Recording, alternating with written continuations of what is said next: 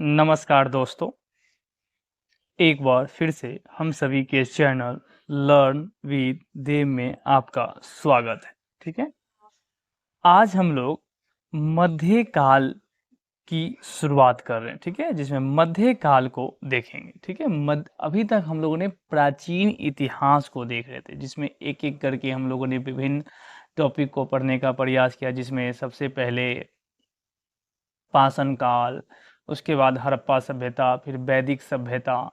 वैदिक सभ्यता के बाद हम लोगों ने मगध साम्राज्य को पढ़ा। मगध साम्राज्य के अंतर्गत में मौर्य साम्राज्य को पढ़ा। फिर मौर्योत्तर समय को भी पढ़ा था। फिर गुप्ता अम्पायर, फिर गुप्तोत्तर अम्पायर। विभिन्न राजवंशों को पढ़ते हुए अंतिम रूप से हम लोगों ने प्राचीन इतिहास को समाप्त किया था।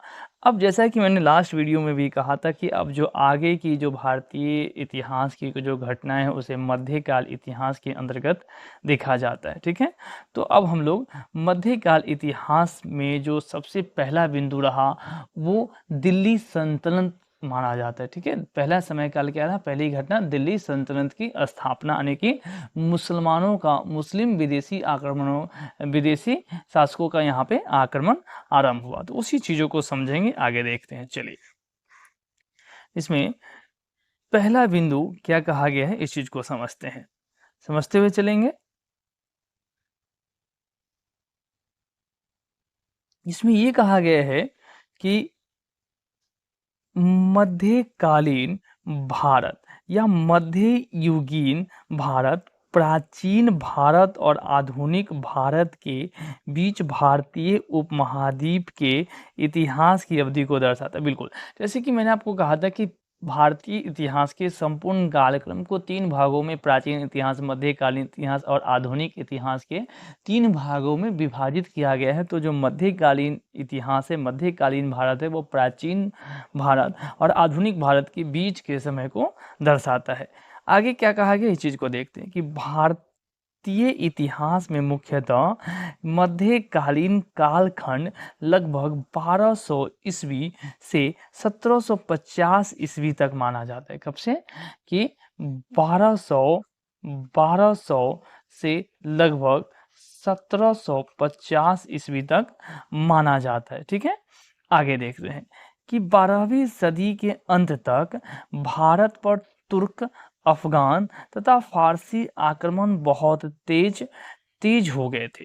बिल्कुल, क्या कहते हैं कि 12वीं सदी के अंत तक, 12वीं शताब्दी के अंत तक, या यूं कह लिया जाए कि 13वीं शताब्दी के आरंभ में, 13वीं शताब्दी के आरंभ में, 13वीं शताब्दी के आरंभ में विभिन्न विदेशी शासक, जिसमें तुर्क, अफगान और फारसी आक्रमण बहुत तेज हुए। आगे क्या कहा गया कि मोहम्मद गोरी के बार बार आक्रमण ने दिल्ली सल्तनत को हिलाकर रख दिया, जिसमें मुख्य रूप से क्या कहा गया है कि 1192 ईस्वी में तराइन के युद्ध में दिल्ली के चौहान वंश के शासक पृथ्वीराज चौहान पराजित हुए और इसके बाद दिल्ली की सत्ता पर पश्चिमी आक्रांताओं की कब्जा हो गया। अगर आपको ये देखा जाए, ये जो 1192 की बात की कि तराइन का दूसरा युद्ध था, लगभग 1191 में तराइन का पहला युद्ध हुआ था। क्या हुआ था? पहला युद्ध हुआ, जिसमें पृथ्वीराज चौहान ने मोहम्मद गोरी को पराजित किया था। जबकि तराइन के दूसरा युद्ध, जो कि 1192 में अगले वर्ष ही लड़ा गया, उसमें पृथ्वीराज चौहान पराजित हुए और जिस तरह से क्या हुआ कि दिल्ली की सत्ता कमजोर पड़ गई और विदेशी आक्रमणों उन पर काबिज होने में सफल हुए। ठीक है, हालांकि मोहम्मद गोरी पृथ्वीराज को हराकर वापस लौट गए और उसके गुलामों ने, बिल्कुल बिल्कुल ये बात बिल्कुल, आगे देख लेते हैं कि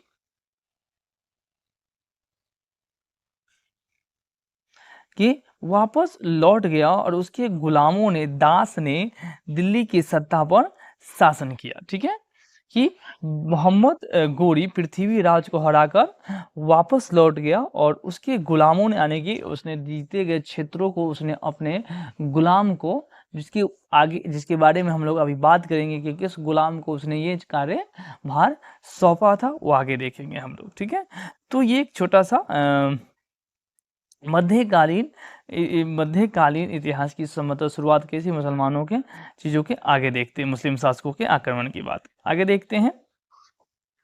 चलिए, तो यहाँ से आरंभ होता है हम लोगों का मध्यकालीन भारत। क्या होता है? मध्यकालीन भारत क्या है?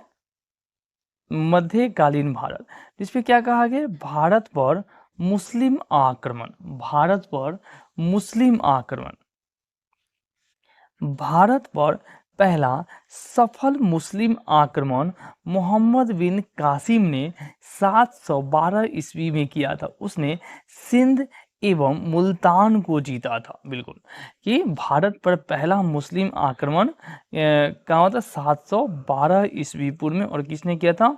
मोहम्मद बिन कासिम ने। किसने की थी? मोहम्मद बिन कासिम ने। संभवतः ये उस समय खलीफाओं का शासन था। कहा था? खलीफाओं का, मुस्लिम शासकों के संदर्भ में खलीफाओं को ये क्षेत्र जीतकर उन्हें समर्पित की गई थी।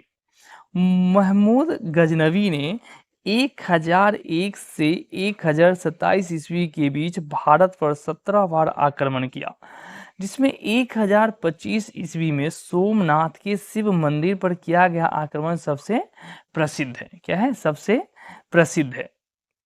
आगे देखते हैं। मोहम्मद गोरी को भारत में तुर्क सत्ता का संस्थापक कहा जाता है। किसको? मोहम्मद गोरी को। आगे देखते हैं।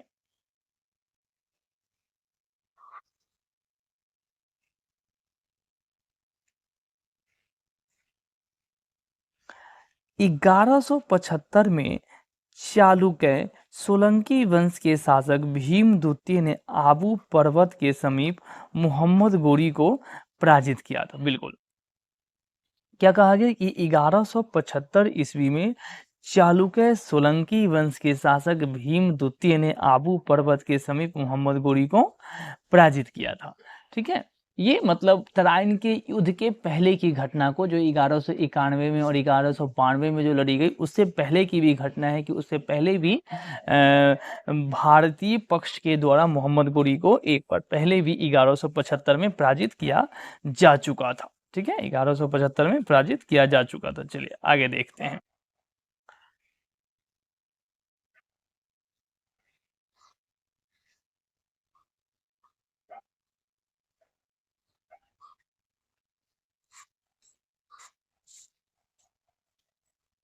मतलब ये पेज रिपीटेड हो गया, ये आगे देखते हैं हम लोग, कोई बात नहीं है। चलिए आगे देखते हैं। 1191 के तराइन के प्रथम युद्ध में पृथ्वीराज चौहान के हाथों पराजय के बाद 1192 ईस्वी में तराइन के द्वितीय युद्ध में पृथ्वीराज चौहान, बिल्कुल मैंने जस्ट पीछे ही बात बताया था कि तराइन के दो युद्ध लड़े गए, 1191 में और दूसरा 1192 में। 1192 में पृथ्वीराज विजयी रहे, जबकि दूसरे युद्ध 1192 में मोहम्मद गोरी पराजित, मतलब मोहम्मद गोरी विजयी रहा। ठीक है, आगे देखते हैं। 1194 में चंदावर के युद्ध में कन्नौज के गहरवाल राजा जयचंद को मोहम्मद गोरी ने पराजित किया। ठीक है, कुछ और घटनाओं को दिया गया। 1206 में मोहम्मद गोरी की हत्या गजनी लौटने के क्रम में हो गई। ठीक है, तो संभवतः यहाँ पे हम लोगों ने मध्यकालीन इतिहास की कुछ शुरुआती घटनाओं को समझने का प्रयास किया है। चलिए आगे देखते हैं।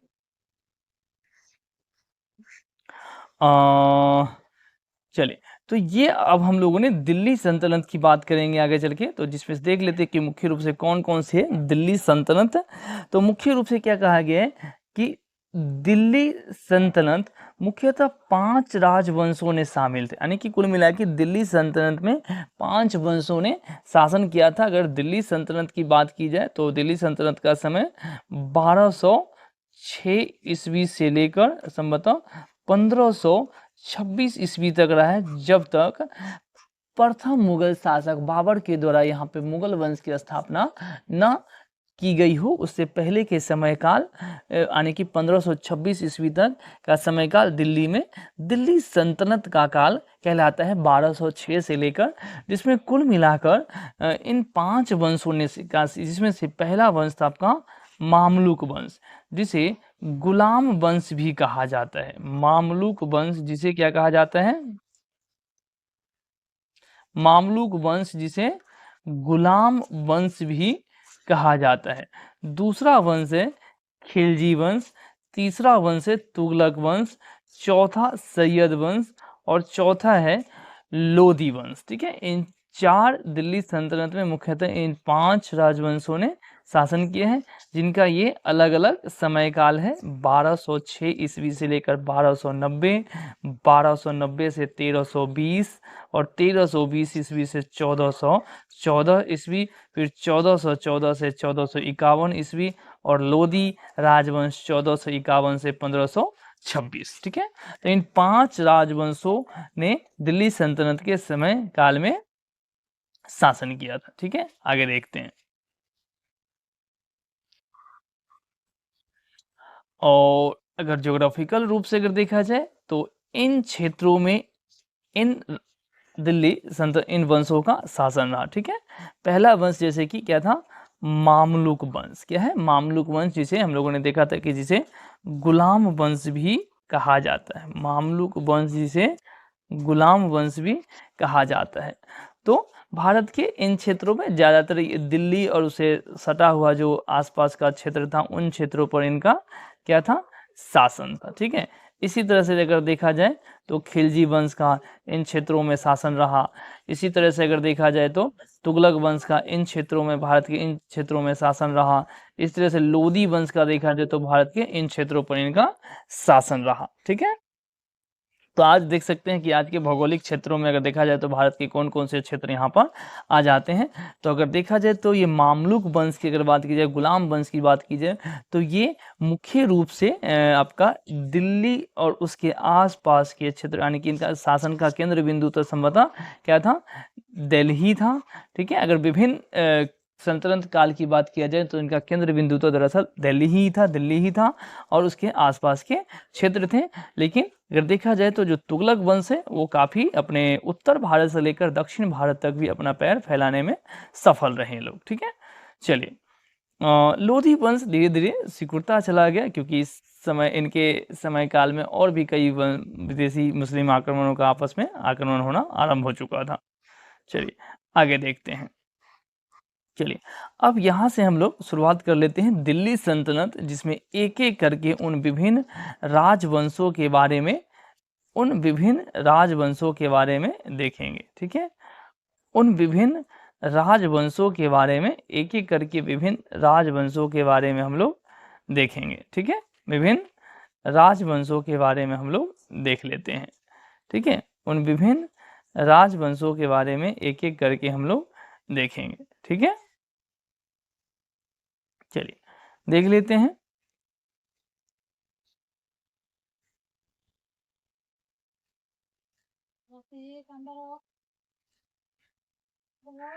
चलिए, तो पहला जिसमें से क्या था? गुलाम वंश। क्या था? गुलाम वंश। क्या कहा गया कि गुलाम वंश का संस्थापक कुतुबुद्दीन ऐबक था। कुतुबुद्दीन ऐबक था। अभी हम लोगों ने देखा था कि मोहम्मद गोरी के द्वारा पृथ्वीराज चौहान को 1192 में तराइन के द्वितीय युद्ध में पराजित करने के बाद यहाँ पर लगभग में तुर्क सत्ता की स्थापना हुई थी और मोहम्मद गोरी वापस लौट गया था, और जिसमें हमने देखा था कि उसने अपने विजित क्षेत्रों को अपने गुलामों में वितरित करके उस पर शासन करने के लिए उसे सौंप दिया था। ठीक है, उसमें सौंप दिया गया था। तो वो संभवतः गुलाम जिसे उसने इन क्षेत्रों पर शासन करने के लिए दिया था, वो कौन था? कुतुबुद्दीन ऐबक था। यानी कि देखा जाए तो कुतुबुद्दीन ऐबक मोहम्मद गोरी का गुलाम था। क्या था? गुलाम था, और उसे ही उसने इन क्षेत्रों पर शासन करने के लिए, और संभवतः आप इसलिए भी कह सकते हैं कि इसे गुलाम वंश कहा जाता है। इसे गुलाम वंश कहा जाता है। ठीक है, चलिए आगे देखते हैं। तो जो दिल्ली सल्तनत का जो पहला वंश था वो था गुलाम वंश, और उस गुलाम वंश की स्थापना किसने की थी? कुतुबुद्दीन ऐबक ने। कुतुबुद्दीन ऐबक को उसकी उदारता के कारण लाल बख्श, लाखों का दान करने वाला भी कहा जाता है। चलिए, ऐबक ने ख्वाजा कुतुबुद्दीन बख्तियार काकी की स्मृति में कुतुब मीनार का निर्माण आरंभ करवाया, जो कि 1210 में। चलिए, पहले इस चीज को समझ लेते हैं कि ऐबक ने कुतुबुद्दीन ऐबक ने ख्वाजा कुतुबुद्दीन बख्तियार काकी की स्मृति में कुतुब मीनार का निर्माण करवाया था। ठीक है, तो ये समझने वाली बात है, याद रखने वाली बात है कि आपसे पूछ लिया जाए तो कुतुब मीनार का निर्माण किसने करवाया था? तो कुतुबुद्दीन ऐबक ने। और किसकी स्मृति में करवाया गया था? तो ख्वाजा कुतुबुद्दीन बख्तियार काकी की स्मृति में करवाया गया था। चलिए, आगे कहा गया है कि 1210 ईस्वी में चौगन पोलो खेलते समय ऐबक की मृत्यु हो गई। क्या हो गई? ऐबक की मृत्यु हो गई। ठीक है, तो इन्होंने लगभग 1206 से लेकर 1210 तक, यानी कि लगभग कितने, 4 सालों तक दिल्ली सल्तनत के रूप में इन्होंने, सुल्तान के रूप में दिल्ली में शासन किया इन्होंने। चलिए, आगे देखते हैं, आगे देखते हैं और आगे समझते हैं दिल्ली सल्तनत को।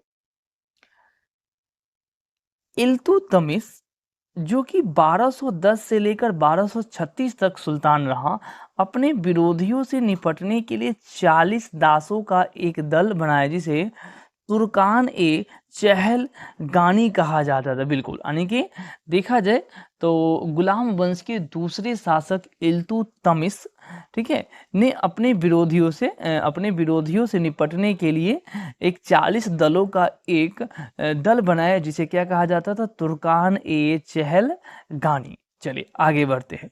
इल्तुतमिश ने अपने साम्राज्य को छोटे छोटे क्षेत्रों में बांट दिया, जिसे इक्ता कहा जाता था। इसका प्रशासक इक्तादार कहलाता था। बिल्कुल, तो दिल्ली सल्तनत के संदर्भ में जब ये इल्तुतमिश यहाँ के सुल्तान थे, तो उससे संदर्भित एक बात की, उन्होंने अपने साम्राज्य को छोटे छोटे भागों में बांट दिया था।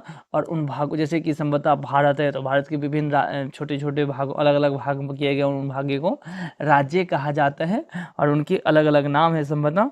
इसी तरह से इल्तुतमिश ने अपने साम्राज्यों में छोटे छोटे क्षेत्रों को जगह अपने अपने कुछ भागों को अलग अलग कर दिया था। उन भागों को क्या कहा जाता था? इक्ता। और इसके प्रशासक क्या कहा जाता था? इक्तादार कहा जाता था। क्या कहा जाता था? इक्तादार। चले, इल्तुतमिश ने कुतुब मीनार के निर्माण को कार्य पूरा, बिल्कुल, हमने संभवतः अभी जस्ट पीछे देखा है कि कुतुब मीनार का निर्माण कुतुबुद्दीन ऐबक ने करवाया था, लेकिन संभवतः उनसे उनके समय काल में ये कार्य पूरा नहीं हुआ था। संभवतः उनके कार्य समय में, उसके कार्यकाल में ये कार्य पूरा नहीं हुआ था, जिस कार्य को बाद के सुल्तान इल्तुतमिश ने, यानी कि उसे पूरा करवाया था। ठीक, आगे देखते हैं। इसने अपनी राजधानी लाहौर से दिल्ली हस्तांतरित की। क्या की? इसने अपनी राजधानी लाहौर से दिल्ली हस्तांतरित कर ली। चलिए, अब हम लोग अगले सुल्तान से संबंधित, जो कि गुलाम वंश की ही अगले सुल्तान रही, रजिया सुल्तान, भारत की प्रथम महिला मुस्लिम शासिका थी। बिल्कुल, जो कि शासन किया उन्होंने 1236 से 1240 तक। ये बहुत इंपॉर्टेंट पॉइंट है, याद रखने वाली बात है कि भारत की, कहते हैं ना कि भारत की पहली शासिका रजिया सुल्तान थी, तो वो गुलाम वंश से ही संबंधित थी, और जिन्होंने 1236 से लेकर 1240 के बीच में 4 वर्षों तक, हालांकि इनका शासन काफ़ी विवादित रहा, काफ़ी विवादों से घिरा रहा, अपने ही इनके विरोधी बने, और जिस तरह से लंबे समय तक इन्होंने शासन नहीं कर पाए, योग्य होने के बावजूद भी। चलिए, आगे देख लेते हैं।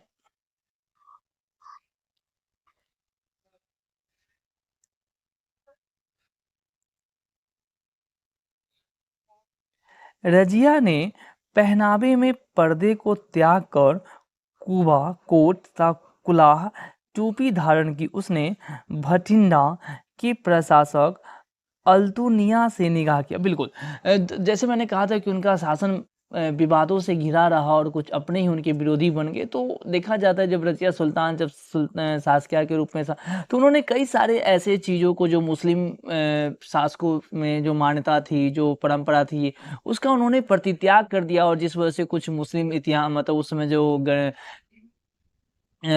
जो ज्ञानी व्यक्ति थे उन्होंने उसका विरोध किया और इस वजह से उनके शासन प्रशासन मतलब बहुत लंबे समय तक वो नहीं चला पाए वो। ठीक है, चलिए।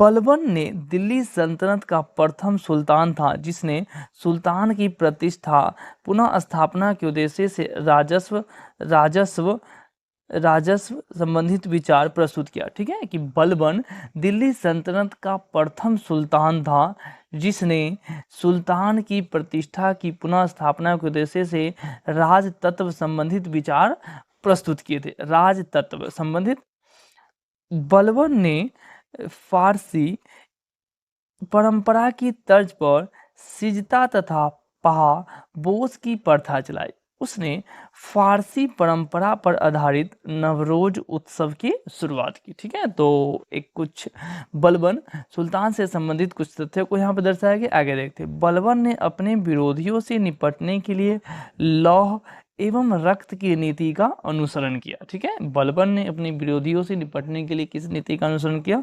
तो लौह एवं रक्त नीति का उन्होंने अनुसरण किया उसने। चलिए आगे देखते हैं।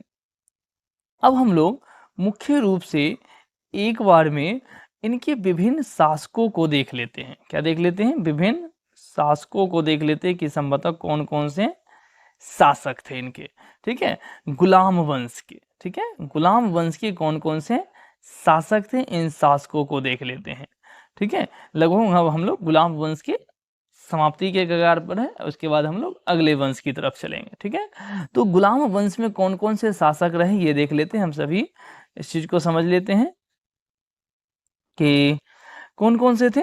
आप देख सकते हैं कि एक तरफ इनके शासकों के नाम और दूसरी तरफ इनके समय काल को दर्शाया गया, जिसमें मुख्य रूप से कुतुबुद्दीन ऐबक, आराम शाह, इल्तुतमिश, रख्तदुनी, फिरोज, रजिया अल-दीन, मुईदीन बनाम। तो इस तरह से विभिन्न जो गुलाम वंश के विभिन्न शासक रहे हैं और ये इनके विभिन्न समय काल रहा है। समझ आप इनका स्क्रीनशॉट ले सकते हैं। ठीक है, स्क्रीनशॉट आप ले सकते हैं इनका। ठीक है, चलते हैं अगले वंश की तरफ। चलिए अगले वंश की तरफ चलते हैं जो कि खिलजी वंश है। ठीक है, दिल्ली सल्तनत का अगला वंश। ठीक है, खिलजी वंश। क्या कहते हैं? खिलजी वंश, जिन्होंने 1290 ईस्वी से 1320 ईस्वी तक शासन किया। ठीक है, कि 1290 ईस्वी से 1320 ईस्वी तक। चलिए क्या कहते हैं कि खिलजी वंश का संस्थापक जलालुद्दीन फिरोज खिलजी था। उसने अपनी राजधानी दिल्ली के निकट किलो खड़ी में बनाई। बिल्कुल, खिलजी वंश का संस्थापक कौन था? जलालुद्दीन फिरोज खिलजी था, जिसने अपनी राजधानी कहाँ पे बनाया था? किलो खोड़ी में बनाई थी। चलिए आगे देखते हैं कि जलालुद्दीन फिरोज दिल्ली सल्तनत का पहला सुल्तान था जिसने राज तत्व का आधार प्रजा का समर्थन माना। बिल्कुल, तो जलालुद्दीन फिरोज खिलजी ने राज तत्व का आधार आने के संभवतः इन्होंने कहा कि अगर राजा मतलब एक शासन प्रशासन तो उसमें जनता की भागीदारी होनी चाहिए। संभवतः जनता का किसी चीज में समर्थन होना चाहिए। कुछ हद तक इन्होंने विचार के विकेंद्रीकरण करने की बात की गई यहाँ पे और सुल्तान की तुलना में। चलिए अलाउद्दीन खिलजी। अब हम लोग अगले खिलजी वंश के दूसरे वंश अगले सुल्तान के बारे में देख लेते हैं, जो अलाउद्दीन खिलजी, जिन्होंने 1296 से तकरीबन 1396 ईस्वी तक शासन किया, का मूल नाम अली गुरसाफ था। उसने सिकंदर द्वितीय सानी की उपाधि धारण की। अलाउद्दीन खिलजी प्रथम मुस्लिम सुल्तान था जिसने दक्षिण भारत पर आक्रमण किया और उसे अपने अधीन किया। ठीक है, तो संभवतः हम लोग देखते हैं कि दिल्ली मतलब सल्तनत की बात करते हैं तो इनका शासन दिल्ली और उसके आसपास के क्षेत्रों में रहा, लेकिन अलाउद्दीन खिलजी ने दक्षिण भारत के कुछ क्षेत्रों पर भी इन्होंने अपना नियंत्रण स्थापित किया था। चलिए, उसके सेना नायक मलिक काफूर को दक्षिण विजय का श्रेय, बिल्कुल अगर कहा जाता है कि अलाउद्दीन खिलजी ने अगर दक्षिण भारत के कुछ हिस्सों को जीता था तो उसका श्रेय किसे जाता है? उसके सेना नायक मलिक काफूर को। चलिए आगे देखते हैं।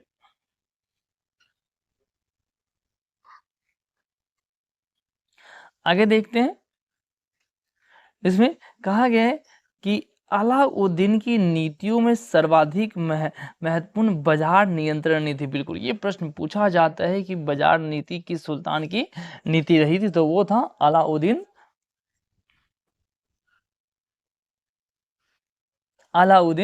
खिलजी की। ठीक है, ये अलाउद्दीन खिलजी की सर्वाधिक महत्वपूर्ण नीति, कौन सी नीति सबसे महत्वपूर्ण थी? बाजार नियंत्रण की। उसका उद्देश्य अपनी विशाल सेना की आवश्यकताओं की पूर्ति करना था। आगे देखते हैं, अलाउद्दीन ने इनाम, मिलक एवं वक्फ भूमि को खालसा भूमि में परिवर्तित कर दिया।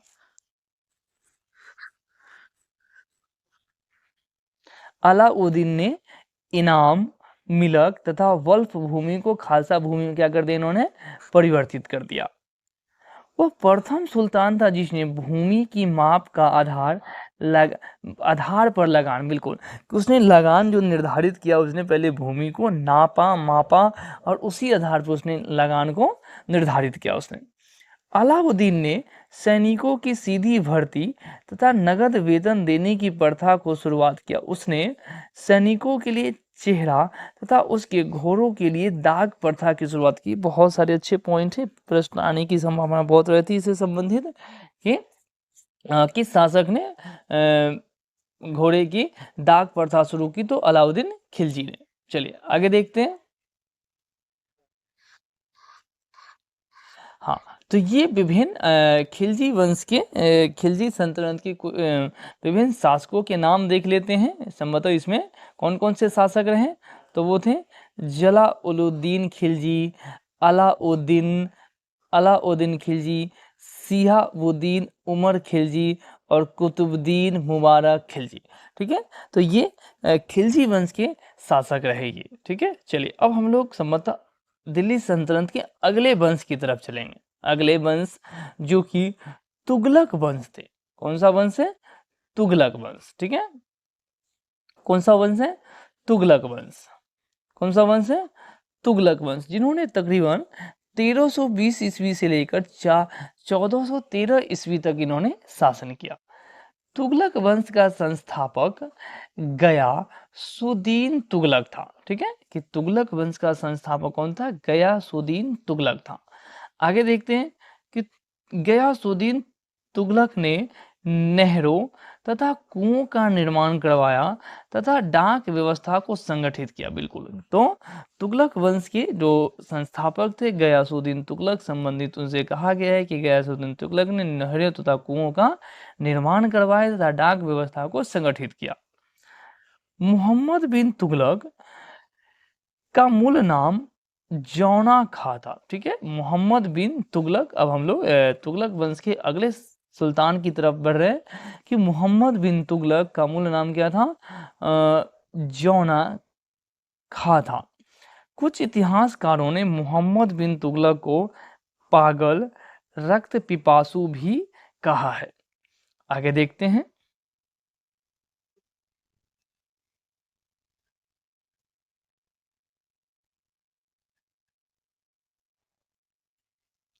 मोहम्मद तुगलक द्वारा 4 प्रयोग किए गए। ये राजधानी परिवर्तन, द्वाब क्षेत्र में कर वृद्धि, सांकेतिक मुद्रा का प्रचलन तथा काराचिल एवं खुरासन विजय की योजना। ठीक है, ये कुछ संभवतः योजनाएं थी जो मोहम्मद बिन तुगलक के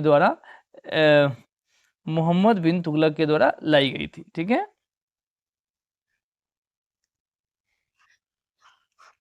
चलिए आगे देख लेते हैं।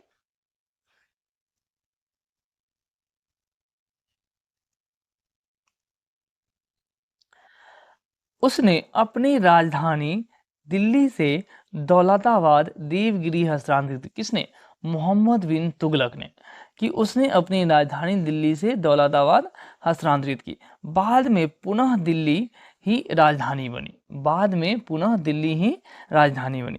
सांकेतिक मुद्रा के प्रचलन के लिए उसने तांबे तथा इससे मिश्रित कांसे के सिक्के चलाए, पर यह योजना भी कतिपय कारणों से असफल रही। हाँ, बिल्कुल हम लोग देखते हैं कि ज़्यादातर मोहम्मद बिन तुगलक के बनाए गए अधिकांश जो योजनाएं थी वो असफल ही रही कुछ कारणों से। रिहला पुस्तक के रचयिता, बिल्कुल मोरक्को का यात्री इब्न बतूता, जो मोहम्मद बिन तुगलक के शासन काल में ही भारत आया था। बिल्कुल, इसके ऊपर हम लोग कभी डिटेल से बात करेंगे किसी वीडियो में, कि अगर संभवतः मैं बात करूं तो रिहला एक वृत्तांत है, ठीक है। रिहला वृत्तांत है जिसके रचयिता कौन है? Ibn Battuta.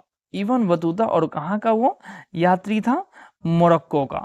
जब वो भारत आया था दिल्ली सल्तनत के शासन काल में, तो उस समय भारत का शासक कौन थे? मोहम्मद बिन तुगलक। मोहम्मद बिन तुगलक। आगे देखते हैं कि मोहम्मद बिन तुगलक ने कृषि के विकास के लिए एक नवीन कृषि विभाग दीवान ए अमीर कोही की स्थापना की, ठीक है। संभवतः एक और बात कही गई है कि मोहम्मद बिन तुगलक ने कृषि के विकास के लिए एक नवीन कृषि विभाग दीवान ए अमीर कोही की स्थापना की है। चलिए आगे देखते हैं।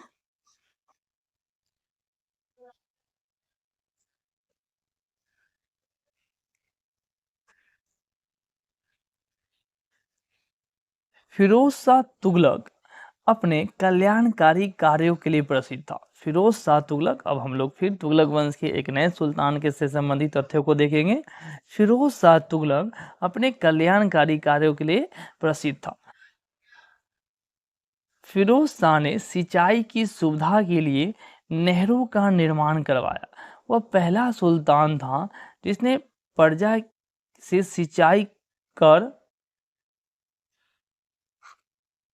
कर वसूला, ठीक है। कि फिरोज शाह तुगलक पहला सुल्तान था जिसने सिंचाई की व्यवस्था तो की, पर इसके लिए प्रजा से उसने कर भी वसूल की। चलिए आगे देखते हैं।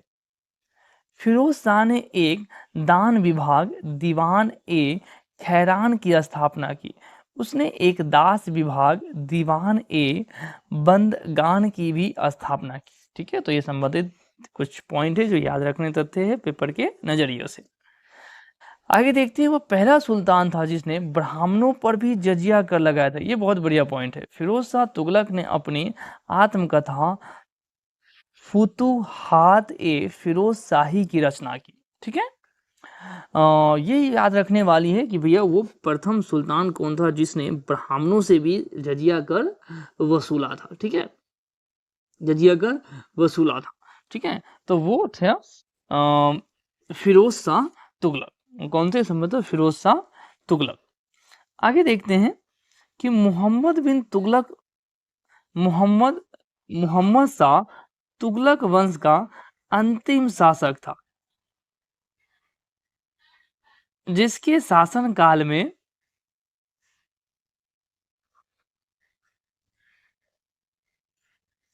जिसके शासन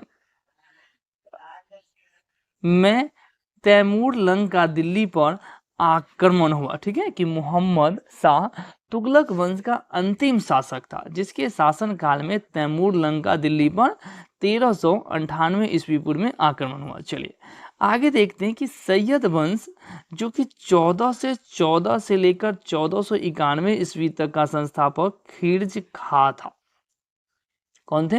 सैयद वंश खिर्ज खा था, ठीक है। इनका समय संभवतः आप देख सकते हैं कि बहुत अत्यधिक नहीं रहा है, ठीक है। संभवतः 1414 में आरंभ हुआ और 1451 में इनका समयकाल, इस वंश का समयकाल ही समाप्त हो गया, जिसका संस्थापक कौन था?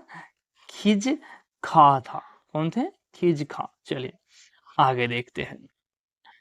तुगलक वंश के विभिन्न शासकों के नाम देख लेते हैं हम लोग। तुगलक वंश के विभिन्न शासकों के नाम देख लेते हैं। तो इसमें मुख्य रूप से कौन कौन से हैं? तो विभिन्न शासकों के नाम देख लेते हैं। गयासुद्दीन तुगलक, मोहम्मद बिन तुगलक, फिरोज शाह तुगलक और गयासुद्दीन द्वितीय। ये कुछ नाम है जो तुगलक वंश के सुल्तान रहे। चलिए आगे देखते हैं। अब हम लोग लगभग दिल्ली सल्तनत के अंतिम वंश लोधी वंश के बारे में बात करेंगे। ठीक है, दिल्ली सल्तनत के अंतिम वंश लोधी वंश की बात करेंगे। अब इसके बाद क्या होगा कि यहाँ पर मुगल वंश की स्थापना हो जाएगी। ठीक है, कैसे होंगे देखते हैं आगे। क्या कहा जाता है कि लोधी वंश का संस्थापक बहलोल लोधी था। उसने भारत में पहली बार अफगान राज्य की स्थापना की। ठीक है, कि लोधी वंश का संस्थापक बहलोल लोधी था। उसने भारत में पहली बार अफगान राज्य की स्थापना की। सिकंदर लोधी ने भूमि की माप के लिए सिकंदरी गज के इस्तेमाल की शुरुआत की। ठीक है, तो ये भी लोधी वंश के अगले सुल्तान थे, जिसके बारे में उसने गुल रुखी उपनाम की कविताएं लिखी। किसने? सिकंदर लोधी ने। किसने लिखी है? सिकंदर लोधी ने। सिकंदर लोधी ने 1504 ईस्वी में आगरा नगर की स्थापना की तथा उसे अपनी राजधानी बनाई। ये भैया इंपॉर्टेंट पॉइंट है, आप ध्यान रख सकते हैं इसको, कि सिकंदर लोधी ने 1504 ईस्वी में आगरा नगर की स्थापना की और उसने अपनी राजधानी बनाई।